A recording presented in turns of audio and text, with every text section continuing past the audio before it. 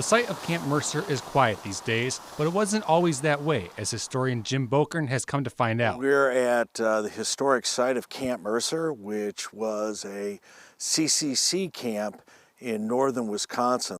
In the 1930s, the Roosevelt administration created several government programs, including the Civilian Conservation Corps, meant to help lift the United States out of the Great Depression. To bring relief and environmental reclamation throughout the country. Once America joined World War II, CCC Camp ceased to operate, focusing resources on the war effort. Eventually, the camp was erased from the land, but not from history. They had a radio station here, they had larger facilities.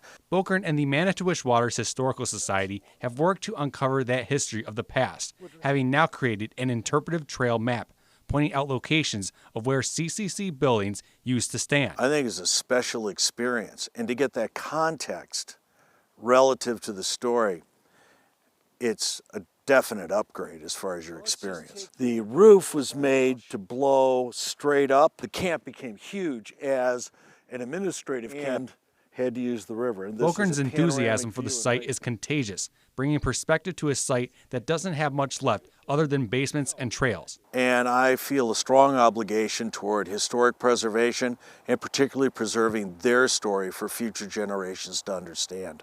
The interpretive trail system features 22 signs taking visitors throughout the wooded area. He says now the pressure is on to preserve what's left of Camp Mercer's past through educating the public. It's our Northwoods story, and I think of those men of the greatest generation who helped this environmental reclamation of the CCC and fought in World War II, and they're gone.